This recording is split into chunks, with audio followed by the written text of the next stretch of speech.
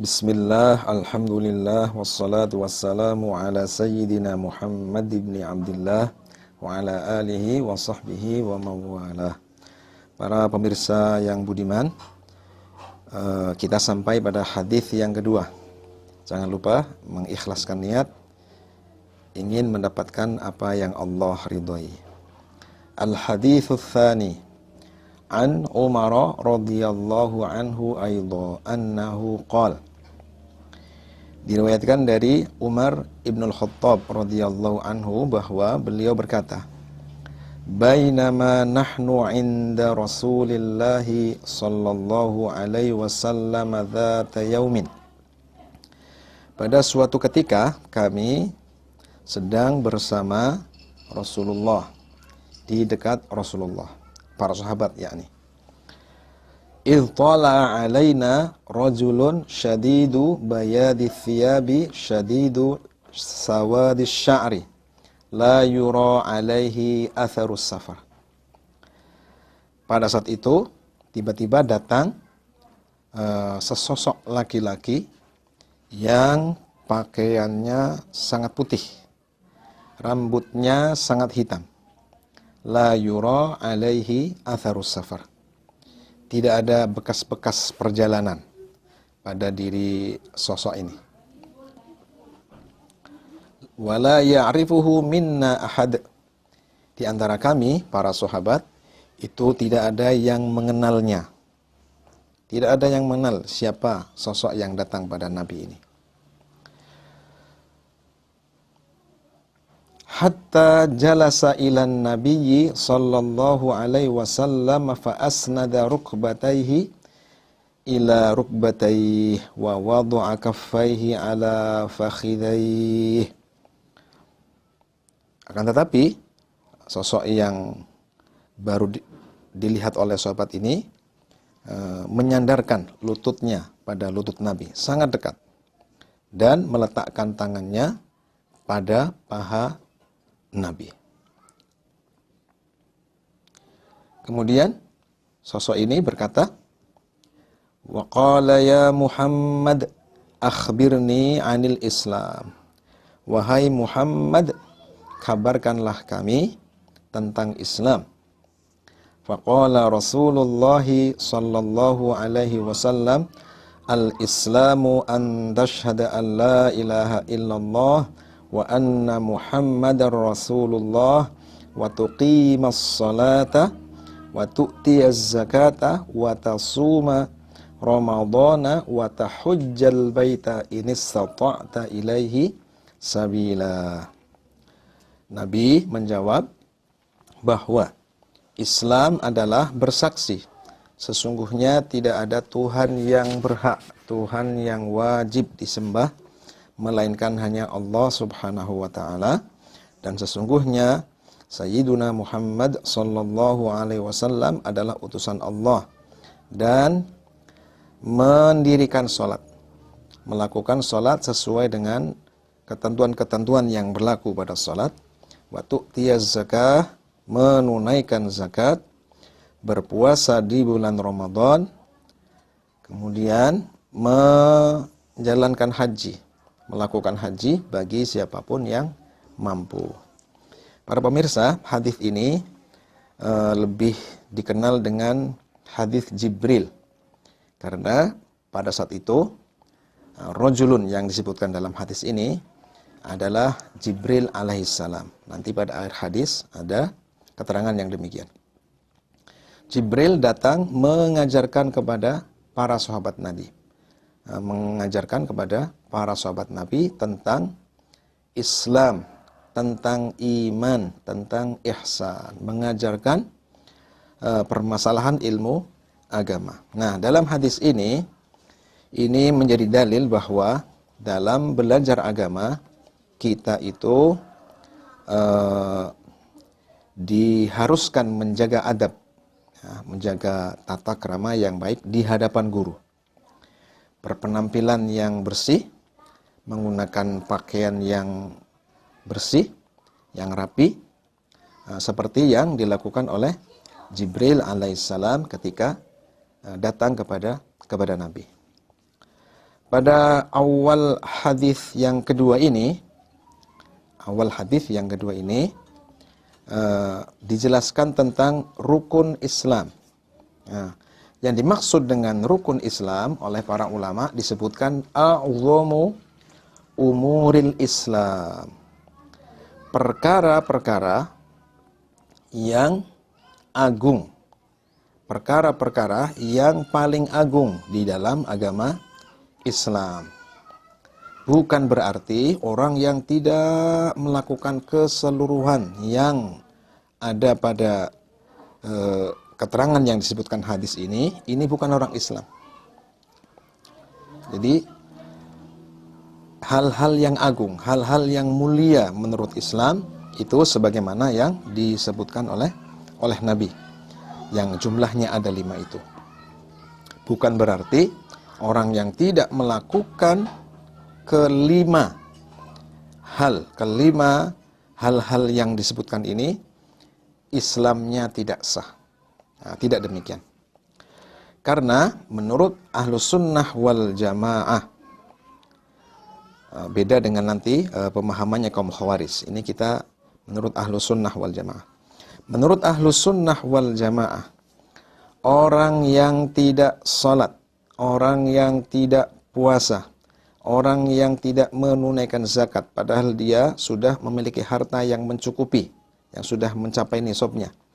Orang yang tidak menunaikan haji, meskipun dia telah mampu, ya, ia tidak dihukumi kafir, tidak dihukumi sebagai orang yang bukan orang Islam, kecuali jika dia mengingkari kewajiban-kewajiban tadi. Dalam kaidah disebutkan, nahnu la nukaffiru ahadam min ahlil qiblati bidzambin ma lam yastahillahu. Kita Ahlus Sunnah wal Jamaah mempunyai prinsip tidak boleh mengkafirkan salah satu di antara ahlul qiblat, yakni umat Islam yang melakukan dosa, malam yastahillahu, selama dia tidak menganggapnya halal. Hanya saja orang yang tidak melakukan hal-hal ini itu disebut sebagai orang yang imannya lemah, imannya kurang. Nah, ia tetap beriman selama dia meyakini, selama dia tidak menentang makna 2 kalimat syahadat, maka dia disebut sebagai muslim. Nah, ini berbeda dengan kaum Khawarij. Kaum Khawarij mereka gemar mengkafirkan, mudah mengkafirkan setiap orang yang melakukan dosa. Ahlus Sunnah wal Jamaah itu bukanlah kaum Khawarij. Ya. Ahlus Sunnah mempunyai prinsip tersendiri bahwa kita tidak mudah mengkafirkan, dalam arti kita tidak mengkafirkan orang Islam yang tidak melakukan puasa, yang tidak menunaikan zakat, yang tidak melaksanakan sholat, yang tidak melakukan haji, selama dia tidak menganggapnya itu adalah sebagai sesuatu yang halal, selama dia tidak menganggapnya itu adalah sesuatu yang diperbolehkan untuk ditinggalkan. Para pemirsa, nah, di sini disebutkan rukun Islam itu ada 5. Yang pertama adalah antashhada alla ilaha illallah wa anna Muhammadar Rasulullah. Yang pertama adalah membaca 2 kalimat syahadat. Membaca 2 kalimat syahadat, ulama menyebutkan asy-syahadatu miftahul Islam. Bagi siapapun orang yang non-Islam yang hendak masuk ke dalam agama Islam, maka diwajibkan untuk mengucapkannya ketika masuk Islam. Dia tahu maknanya secara global, dia mengetahui maknanya secara umum, makna kandungan kalimat syahadat itu, dan dia sudah meninggalkan, dia meninggalkan apa-apa keyakinan-keyakinan yang bertentangan dengan kandungan 2 kalimat syahadat. Nah, jika dia orang yang non-Islam ingin masuk dalam Islam, dia membaca 2 kalimat syahadat dan meninggalkan sesuatu yang bertentangan dengan kandungannya 2 kalimat syahadat, maka sahlah dia sebagai umat Islam. Sah dikatakan sebagai orang muslim.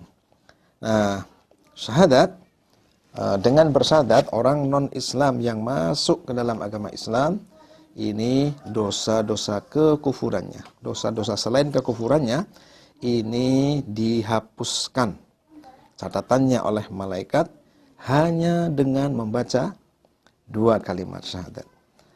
Nabi bersabda, al-Islamu yahdimu ma qablahu. Dalam riwayat yang lain, al-Islamu yajubbu ma qablahu. Islam, seseorang non-Islam yang masuk ke dalam agama Islam, dengan dia masuk dalam agama Islam dengan cara membaca 2 kalimat syahadat, maka dia dosa-dosanya dihapuskan oleh Allah Subhanahu wa taala dalam catatannya malaikat.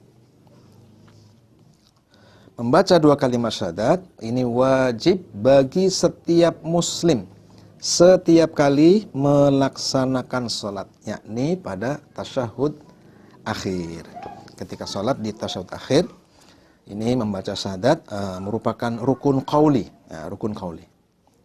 Makna syahadat yang pertama, asyhadu an la ilaha illallah, adalah aku mengetahui, aku meyakini, aku mengakui. Ada 3 unsur pokok.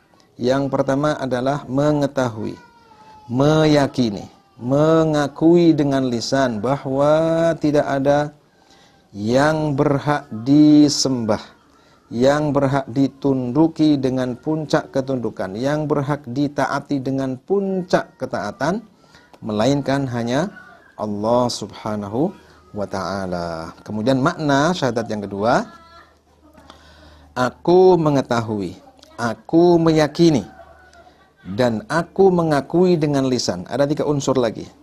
Mengetahui, yakni pikiran kita, akal kita memang mengetahui. Kita dengan ilmu yang kita dapatkan dari kedua orang tua kita, dari ustadz, dari guru-guru kita, kita mengetahui. Meyakini, ini adalah perbuatan hati.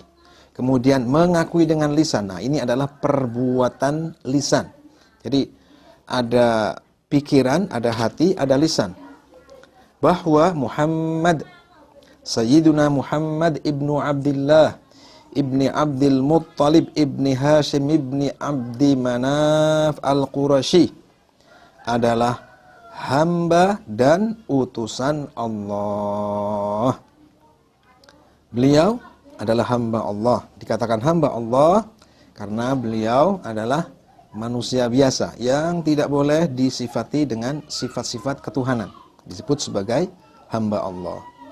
Kemudian beliau disebut sebagai utusan Allah. Utusan Allah, hamba Allah bagi siapa? Bagi seluruh jin dan manusia. Tidak khusus bagi orang Arab. Rasulullah Shallallahu Alaihi Wasallam di akhir kehidupannya, menjelang akhir-akhir kehidupannya, beliau pernah mengirimkan surat pada belasan para pemimpin-pemimpin yang berpengaruh pada waktu itu. Beliau mengirimkan surat agar mereka masuk ke dalam agama Islam. Ini menunjukkan bahwa Islam itu adalah rahmatan lil alamin.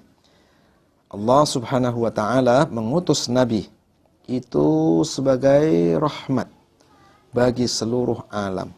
Artinya apa? Rasulullah ini tidak diutus hanya untuk orang Arab saja. Akan tetapi bagi seluruh kalangan jin dan manusia yang mendengarkan, yang sampai kepadanya ajakan masuk ke dalam agama Islam. Rasulullah mengajak bukan hanya orang Arab. Pada akhir kehidupan beliau, beliau mengirimkan belasan surat pada para pemimpin, para tokoh-tokoh yang berpengaruh pada zaman itu.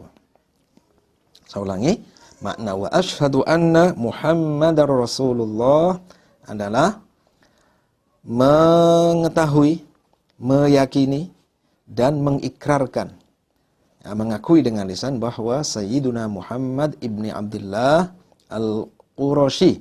Itu adalah hamba Allah, utusan Allah Subhanahu wa ta'ala. Termasuk dari bagian makna syahadat yang kedua ini adalah meyakini bahwa seluruh yang disampaikan, yang diberitakan, yang dihabarkan oleh Rasulullah kepada umatnya adalah kebenaran. Seluruh kabar tanpa terkecuali yang disampaikan kepada umatnya itu adalah kebenaran. Apakah itu satu, tentang kejadian-kejadian tentang umat-umat terdahulu. Nah, ini sesuatu yang disampaikan oleh Rasulullah. Cerita yang berhubungan dengan Adam alaihissalam ketika beliau di surga bersama dengan istrinya Hawa radhiyallahu anha. Cerita tentang bagaimana Nabi Nuh dan sebagainya. Kabar umat terdahulu. Kemudian yang kedua, sesuatu yang terjadi di masa yang akan datang. Di masa yang akan datang itu maksudnya adalah pada saat Rasulullah masih hidup dan belum terjadi, atau pada saat Rasulullah Shallallahu Alaihi Wasallam sudah wafat tapi belum terjadi. Nah, yang akan datang hingga terjadinya hari kiamat. Nah, ini maksudnya, ini yang dimaksud dengan kejadian yang akan datang. Itu yang kedua. Ini adalah kabar, berita yang didapatkan dari Allah Subhanahu wa taala yang pasti benar. Kemudian Rasulullah juga menghabarkan tentang keharaman sesuatu, kehalalan sesuatu, sunnahnya sesuatu, hukum sesuatu itu bagaimana sesuai dengan ijtihadnya para ulama. Nah, itu kita juga harus mengimaninya bahwa apa yang disampaikan oleh Rasulullah pasti benar adanya. Rasulullah tidak pernah keliru di dalam menyampaikan tentang hukum syara'. Nah, tidak sebagaimana sebagian pihak yang mengatakan bahwa Rasulullah ketika beristihad, ketika menerangkan sesuatu tentang halalnya sesuatu, tentang haramnya sesuatu, beliau itu keliru. Nah, ini sama sekali tidak benar.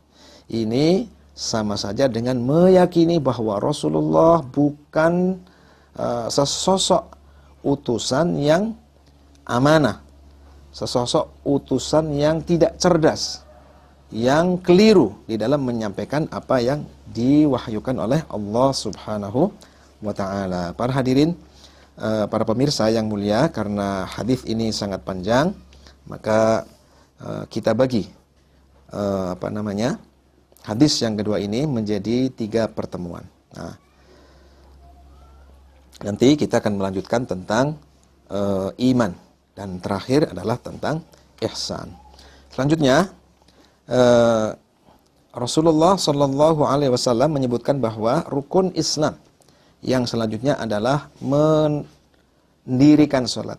Nah, kita biasa menerjemahkan dengan mendirikan. Yang dimaksud dengan mendirikan adalah tercapainya rukun dan syarat-syaratnya sholat. Ya. Dilaksanakannya sholat sesuai dengan syarat rukunnya. Itulah yang dimaksud dengan iqamatus sholah, mendirikan sholat. Sholat yang diwajibkan bagi umat Islam itu ada 5. Yang pertama adalah zuhur, asar, maghrib, isya dan subuh. Rasulullah Shallallahu Alaihi Wasallam bersabda dalam hadis yang diriwayatkan oleh Abu Dawud, dan selain beliau Abu Dawud, beliau menyebutkan khamsu sholawatin katabahunallahu alal ibad. Ada 5 salat yang Allah wajibkan. Ada 5 salat yang Allah wajibkan pada para hamba-hambanya. Kemudian rukun yang ketiga adalah menunaikan zakat. Zakat wajib dilakukan bagi orang yang memiliki harta zakawi, harta yang wajib dizakati, yang telah mencapai nisabnya. Zakat juga diwajib diberikan kepada yang berhak. Ada sesuatu yang berhubungan dengan zakat, harta yang berhubungan dengan zakat, ada ketentuan-ketentuannya yang disebutkan dalam kitab-kitab fikih. Juga ada ketentuan yang berhubungan dengan si penerima zakat, mustahiqquz zakat. Nah, sebagaimana disebutkan dalam surat At-Taubah yang jumlahnya ada 8. Kemudian yang selanjutnya adalah melaksanakan puasa. Puasa diwajibkan atas setiap muslim. Yang wajib dilakukan oleh setiap muslim adalah puasa Ramadan. Kutiba alaikumus siyamu kama kutiba alal ladzina min qablikum la'allakum tattaqun. Kutiba, furido, diwajibkan atas kamu wahai umat Muhammad berpuasa di bulan Ramadan sebagaimana puasa itu telah diwajibkan pada umat-umat sebelumnya. Kemudian yang kelima, menunaikan haji bagi mereka yang mampu. Yakni yang dilakukan oleh seorang yang merdeka, bukan hamba sahaya, mukallaf, dia akil baligh dan mempunyai istita'ah, kemampuan untuk melaksanakan haji baik mulai dari berangkatnya sampai pulangnya. Dia mempunyai bekal yang cukup dan nafkah yang wajib ia tunaikan untuk para keluarga yang menjadi tanggungan kewajiban bagi dia untuk dinafkahi. Allah Subhanahu wa taala berfirman, "Walillahi 'alan nasi hajjul baiti man istata'a ilaihi sabila." Nah, demikian. Seseorang yang telah mampu, dianggap mampu oleh syara' untuk menunaikan haji apabila dia memiliki harta yang mencukupi, untuk sampai ke Mekah dan kembali lagi ke tanah air melebihi dari hutang. Dia sudah tidak punya hutang. Hutang yang berhubungan dengan dia ini sudah terlunasi semuanya. Dia sudah mempunyai tempat tinggal, sudah mempunyai pakaian yang layak bagi dia dan pakaian yang layak bagi keluarganya yang wajib dinafkahi. Dan dia sanggup menafkahi keluarga yang ditinggalkannya. Maka dia wajib melaksanakan ibadah haji. Demikian yang dapat kita sampaikan pada pertemuan kali ini. Mudah-mudahan ada manfaatnya. Kami menyampaikan ini bukan berarti kami adalah orang yang sempurna di dalam menyampaikan hadis Nabi. Karena banyak di kalangan sahabat mereka yang menyampaikan hadis Nabi yang mendengarkan justru lebih paham dibandingkan dengan yang menyampaikannya. Ini semata-mata karena kita sama-sama ingin mendapatkan ridho dari Allah Subhanahu wa taala. Semoga kita senantiasa diberikan kekuatan, diberikan ketetapan iman Islam hingga ajal kita menyebut. Wallahul muwaffiq ila aqwamit thoriq. Wassalamualaikum warahmatullahi wabarakatuh.